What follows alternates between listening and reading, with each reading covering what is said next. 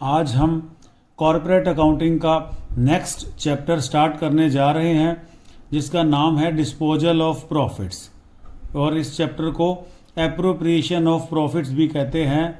और ये सारे नाम आपके सुने हुए हैं।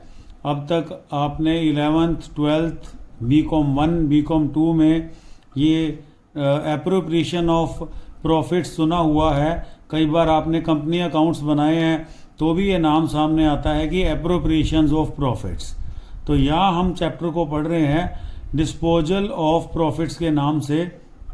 जैसा कि हम पहले से जानते ही हैं, एप्रोप्रिएशन ऑफ प्रॉफिट्स का मतलब होता है जब कंपनी प्रॉफिट अर्न कर लेती है, काफ़ी सारे प्रॉफिट्स अकमुलेट हो जाते हैं, तो कंपनी की ये पॉलिसी होती है कि किसी तरह से इन प्रॉफिट्स को एप्रोप्रिएट किया जाए, डिस्पोजल किया जाए, कुछ प्रॉफिट रिजर्व में डाल दिया जाए।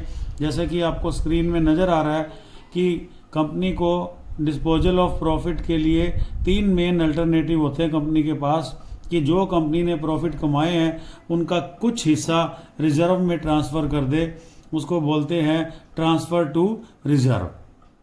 और उसके बाद कंपनी के पास सेकंड ऑप्शन होता है declaration and payment of dividends, ठीक है।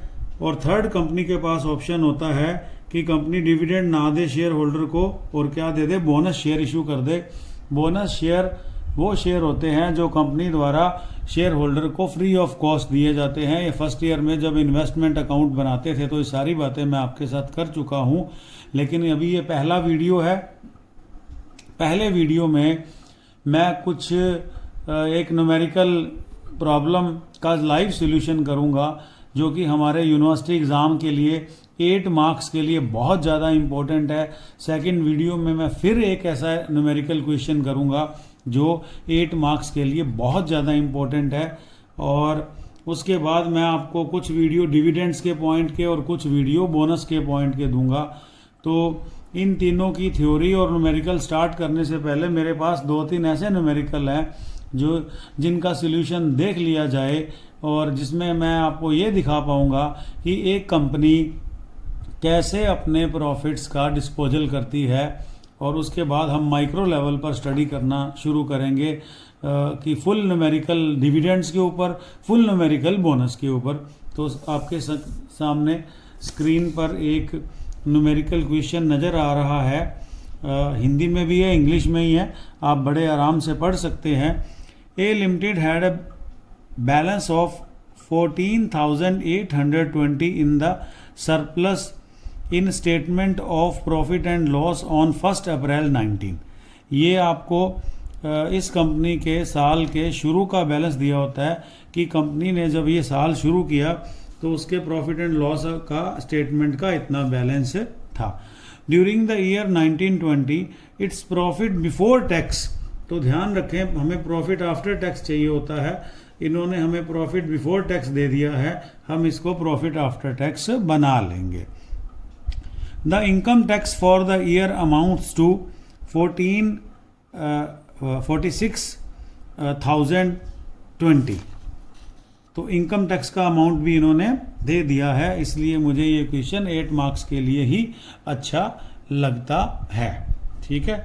उसके बाद मैंने आगे पढ़ा तो लगा है the company declared to transfer 10,000 to general reserve and 10,000 to general reserve. Company 10,000 रुपये जनरल रिजर्व में ट्रांसफ़र करेगी, 15,000 रुपये सिंकिंग फंड में ट्रांसफ़र करेगी, और एंड टू पे ए डिविडेंड फॉर द ईयर 18-19, 2018-19 का 10% डिविडेंड जो है ना कंपनी पे करेगी। ये है कि कंपनी प्रॉफिट कमाने के बाद उसका डिस्पोजल कैसे करेगी। इसी कारण मैंने कोई पावर पॉइंट प्रेजेंटेशन की जगह आपको सीधा एक थोड़ा सा मैंने इंट्रोडक्शन दिया, और उसके बाद बिल्कुल सीधा मैं आपको 2 न्यूमेरिकल क्वेश्चन समझाना चाहता हूं, जो एक न्यूमेरिकल क्वेश्चन भी होंगे, वो आपके लिए इस चैप्टर की थ्योरी का भी काम करेंगे, कि जैसा कि इस चैप्टर की थ्योरी पढ़ा रहा हूं मैं आप लोगों को, ठीक है। तो आगे चलते हैं। The company share capital 50,000 share of 10 each, ये भी हमें काम आएगी। और एक आपके लिए नई चीज़ है, prepare a note to annexed to balance sheet. एक नोट बनाएंगे हम, ये नोट वर्ड को बड़ा हाईलाइट कर रहा हूँ मैं, ये नोट बनाने के लिए बोलेंगे। 8 नंबर का पेपर में आएगा क्वेश्चन। और एक सबसे बड़ी बात है टैक्स ऑन डिविडेंड, ये आपको दिया होता है हमेशा, हर साल 6 महीने बाद बदलता रहता है, 20.56% है।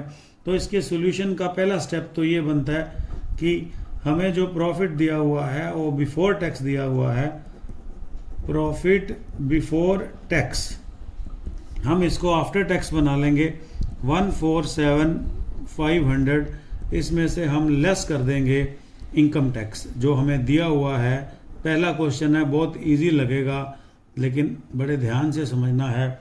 और हमने क्या किया, 46,020 रुपीज़ जो है हमने प्रॉफिट बिफोर टैक्स दिया हुआ था, हमने बना दिया profit after tax. Profit after tax हमारा आ गया 1,01,480, ये हमारा आ गया प्रॉफिट आफ्टर टैक्स।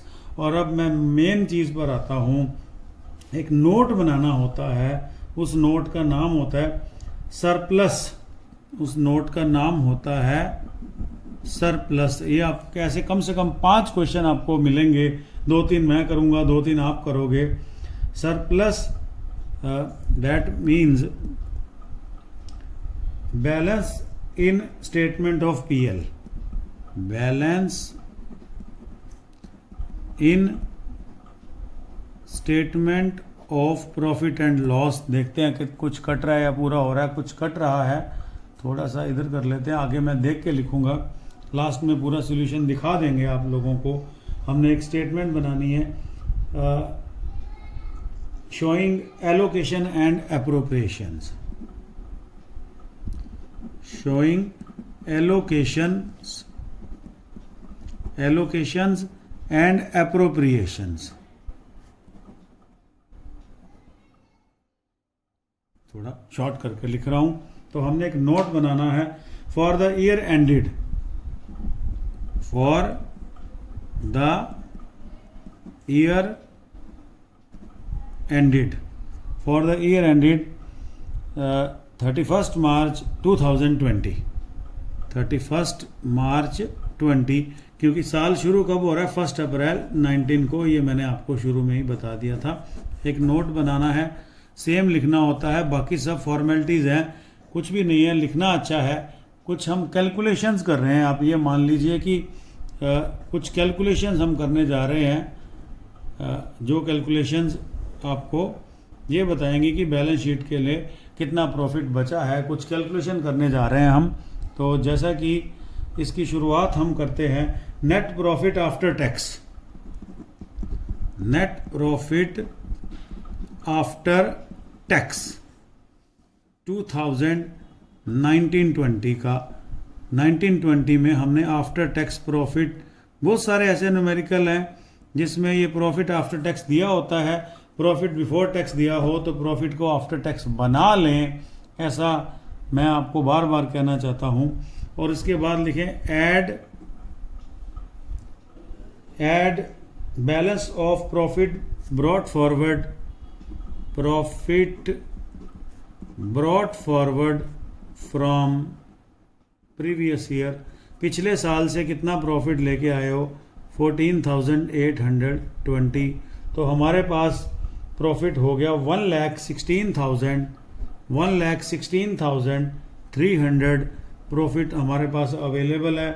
तो इसको कहेंगे total profit available for, total profit available for allocation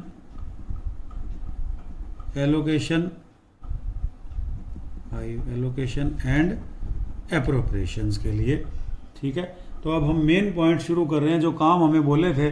देखो लिखना ज़्यादा पड़ रहा है, फॉर्मेलिटीज़ ज़्यादा है, काम अगर हम सिंपल लैंग्वेज में बात करें तो काम इतना ज़्यादा नहीं है। इस साल कितना पैसा कमाया और पिछले साल का कमाया हुआ कितना पड़ा है, टोटल मिला के इतना हो गया है हमारे पास। और अब इसको एलोकेशन करना है, हमने अपना दिमाग नहीं लगाना, उन्होंने बता रखा है कि एलोकेशन एंड एप्रोप्रिएशंस में क्या क्या करना है। लेस लिखूंगा मैं यहाँ, एलोकेशंस एंड एप्रोप्रिएशंस, ये सब कुछ हमें लिखना है, थोड़ा डार्क कर देना, ये मेन काम है हमारा। और वो काम भी उनको सारा बताना पड़ेगा। जैसे कि transfer to general reserve, transfer to general reserve कितना बोला गया, 10,000 रुपये जनरल रिजर्व में ट्रांसफर कर दो। Transfer to sinking fund, transfer to sinking fund में इन्होंने बोला था, मेरे को ध्यान है, सिंकिंग फंड में डालना है 15,000। बता रहे हैं हमें तो एक प्रोसीजर फॉलो करना है कंपनीज एक्ट का, वो हम कर रहे हैं। उसके बाद इन्होंने बोला था एक काम और करना है, 10% डिविडेंड देना है इक्विटी शेयर होल्डर को, इक्विटी डिविडेंड, इक्विटी डिविडेंड ये 10% देना है। ध्यान रखना पड़ेगा 50,000 शेयर है 10 रुपये वाले, तो हमारी शेयर कैपिटल होगी 5 लाख। 5 लाख का 10% ये हो गया 50,000। अब आपको कोई बताने नहीं आएगा, आपको करना है टैक्स ऑन इक्विटी डिविडेंड। इसी कारण मैंने चैप्टर को इस बार क्या किया, पहले कुछ न्यूमेरिकल क्वेश्चन दिखाता हूं आप लोगों को, वो न्यूमेरिकल क्वेश्चन देखने के बाद ही आपको पता चलेगा कि ये चैप्टर है क्या। डिस्पोजल ऑफ प्रॉफिट, डिस्पोजल ही तो कर रहे हैं, ये प्रॉफिट था, ये ट्रांसफर टू रिजर्व है, ये डिविडेंड है, ये मैं थोड़ा डाइल्यूट ना कर दूं, ये कोई बताने नहीं आएगा। जब जब कोई भी डिविडेंड होगा, चाहे वो इक्विटी डिविडेंड है, चाहे वो इंटरम डिविडेंड है, चाहे वो प्रेफरेंस डिविडेंड है, चाहे वो एक्स्ट्रा डिविडेंड है, जब भी डिविडेंड होगा ना तो आपको क्या है, उसका कुछ पार्ट गवर्नमेंट को देना होता है डिविडेंड टैक्स के रूप में। ये है 50,000 और रेट आपको दिया हुआ है 20.56%, 20.56% टैक्स का रेट है। तो डिविडेंड टैक्स हो गया हमारा 10,280, 10,280। तो ये 4 जगह जाएगा आपका कमाया हुआ प्रॉफिट, और इसका टोटल हो गया 85,280, 85,280।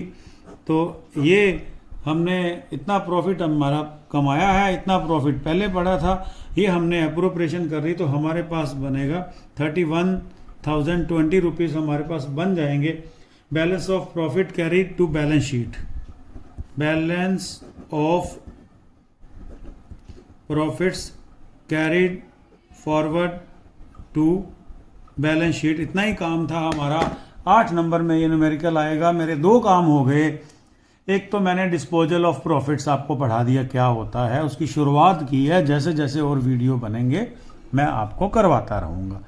दूसरा क्या हुआ कि 2 न्यूमेरिकल के थ्रू मैं इस चैप्टर के अंदर ले जाऊँगा, आपको इंट्रोडक्शन हो जाएगा चैप्टर है क्या चीज़। उसके बाद हमने माइक्रो लेवल पे जाके सिर्फ डिविडेंड के ऊपर ही 20 नंबर का क्वेश्चन आता है पेपर के अंदर, उसकी पावर पॉइंट मैंने बना रखी है, उसकी थ्योरी और न्यूमेरिकल।